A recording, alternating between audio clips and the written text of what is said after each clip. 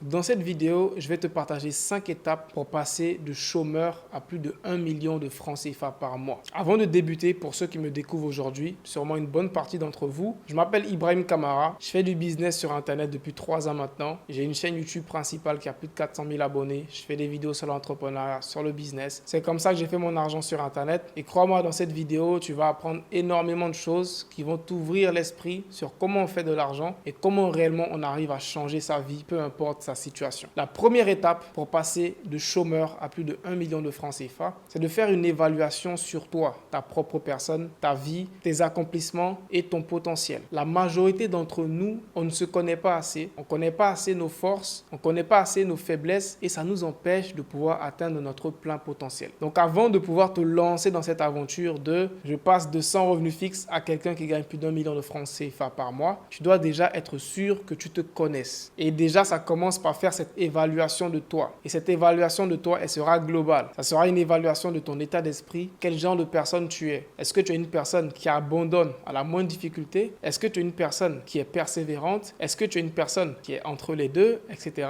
Tu vas devoir faire cette évaluation de ta personne. Ensuite, tu vas devoir faire une évaluation de tes compétences. Ok? Tu as beau être chômeur, tu sais faire des choses. Que tu aies des diplômes, que tu n'aies pas de diplôme, tu as forcément des compétences. Tu vas prendre une feuille de papier et tu vas lister toutes les compétences que tu as. Qu'est-ce que tu sais bien faire par rapport aux autres? Qu'est-ce qui te différencie par rapport à la masse? De quelles compétences es-tu le plus fier? Tu vas t'asseoir, tu vas documenter tout ça et ça va te permettre d'avoir une overview, comme on dit, de ta personnalité et de ton potentiel. Une fois que ça sera fait, tu auras une idée claire maintenant de qui tu es et de qu'est-ce que tu peux faire, qu'est-ce que tu peux fournir réellement en termes de compétences au marché. Là maintenant, on va passer à la deuxième étape. La deuxième étape, ça sera de faire une étude de marché pour trouver le meilleur secteur dans lequel tu vas te lancer. Le secteur qui est à la fois en rapport avec tes compétences et aussi le secteur où il y a du potentiel. Pour ce faire, ton meilleur allié, ça reste Google. Ton meilleur allié, ça reste YouTube. Et petite astuce, fais des recherches en anglais. Si tu fais des recherches en français, tu seras très limité. Donc, tu vas faire une étude de marché et trouver un peu les opportunités. Quels sont les domaines qui sont en tendance en ce moment? Pour te donner une idée, en ce moment, l'intelligence artificielle fait un gros boom. L'assistanat en ligne fait un gros boom. Tout ce qui est secrétaire en ligne, assistante virtuelle, il y a un gros boom dedans. La vente en ligne, donc tout ce qui est être un vendeur, être un commercial en ligne, il y a un gros boom dedans. Tout ce qui est marketing en ligne, c'est très recherché, les réseaux sociaux, etc. Il y a plein de marchés, sous-marchés qui sont en grosse expansion en ce moment en ligne. Fais les recherches, étudie les marchés et essaie de voir quel marché correspond à ton expertise, à tes compétences, à ce que tu sais faire. Et encore une fois ici, je tiens à préciser, ne laisse pas ton manque de diplôme être un frein pour toi. Lorsque je t'ai dit fais une évaluation de toi, j'ai dit fais une évaluation de tes compétences, pas de tes diplômes. Ici, dans l'univers du business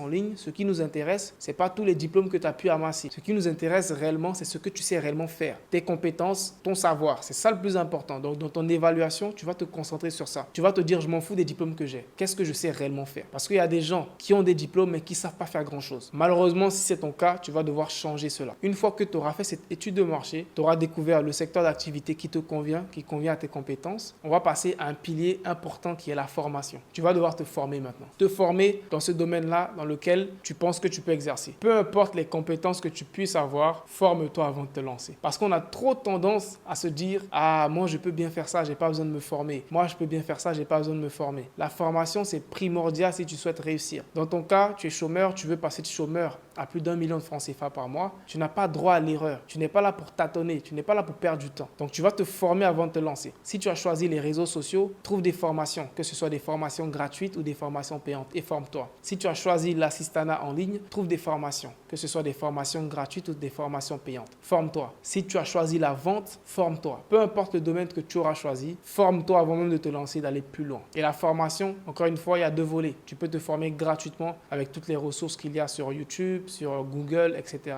Ou tu peux juste acheter une formation payante, un coaching et être suivi et aller vraiment chercher beaucoup plus de résultats. La troisième étape pour passer de chômeur à plus d'1 million de francs CFA par mois, eh bien, ça sera d'aller chercher maintenant des opportunités de te faire de l'argent. Une fois que tu te seras formé, le premier volet que tu pourras exploiter pour te faire de l'argent, c'est le freelance. Le freelance, c'est d'être un travailleur indépendant. Quelqu'un qui est freelance, c'est comme un menuisier, c'est comme un ferronnier. Quand quelqu'un a besoin de lui, on l'appelle, il vient, il travaille on le paye et ensuite il retourne dans son atelier. Il n'est pas salarié chez quelqu'un, il n'a pas forcément de contrat avec quelqu'un, mais il a plusieurs marchés, il travaille un peu avec plusieurs personnes et il arrive à faire des bons revenus grâce à ça. Eh bien, toi aussi, tu vas devenir un freelance, un travailleur indépendant dans la compétence que tu auras choisie, dans laquelle tu te seras formé. Et c'est grâce à ça que tu commenceras à vraiment connaître l'univers du business en ligne et à toucher tes premiers euros. Pour commencer à faire de l'argent et trouver des clients, il y a des plateformes pour ça. Il y a Upwork qui est l'une des meilleures plateformes. Il y a Fiverr, il y a Malt, il y a 5euros.com. Il y a plein de plateformes. Le nombre de plateformes, elles sont énormes. Je t'invite juste à prendre le temps de tester chaque plateforme. Car si tu t'inscris sur toutes les plateformes en même temps, ça sera difficile de le gérer. D'abord, tu t'inscris sur Upwork. Prends le temps de connaître la plateforme Upwork pour avoir tes premiers clients, pour faire ton profil, etc.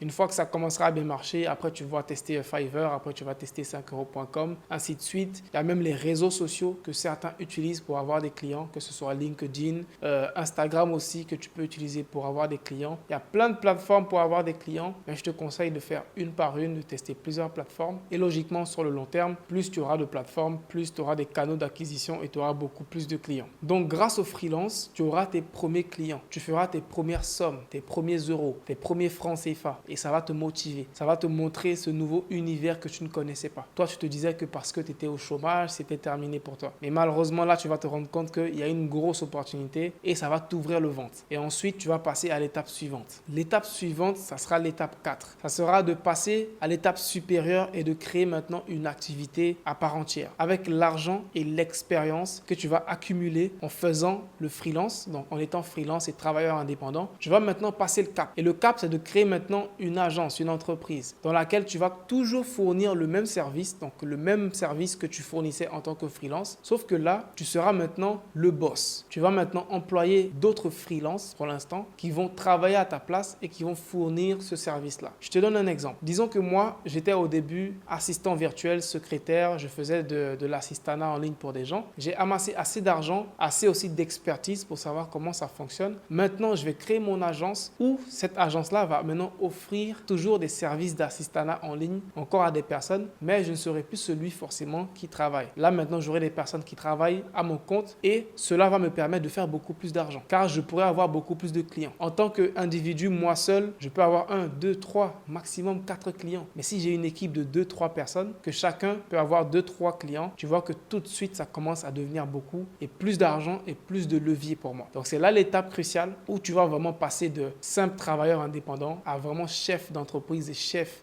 d'une mini-équipe déjà que tu vas apprendre à gérer, apprendre à manager et au fur et à mesure, tu vas encore accumuler plus d'expérience dans tout ça. Comment tu gères les gens, comment tu gères des équipes, etc. avec les bonnes choses comme les mauvaises choses qui vont venir. Normalement, si tu le fais bien, au bout de la 4e étape, tu peux déjà être au 1 million de francs CFA par mois. Ensuite, l'étape suivante qui est l'étape 5, c'est le réseautage. Tu vas commencer à améliorer ton entourage, connaître des personnes qui ont plus d'expérience que toi dans le domaine, des personnes qui sont beaucoup plus avancées que toi. Et ce réseautage-là va te permettre à faire beaucoup plus d'argent. Car c'est connu, ceux qui font plus d'argent que toi en savent plus sur le business que toi. Si tu souhaites faire plus d'argent, tu vas commencer à réseauter et commencer à te créer un entourage de personnes qui font des business similaires à toi ou même le même business et tu pourras apprendre d'eux, améliorer ton activité, l'agrandir au fur et à mesure. Et là, normalement, tu n'es plus un simple chômeur. Tu es un chômeur plus. Un chômeur, certes, qui n'a pas de boulot, mais qui est devenu chef d'entreprise parce qu'il avait la détermination et il a mis les efforts qu'il fallait et aujourd'hui, il a changé sa vie.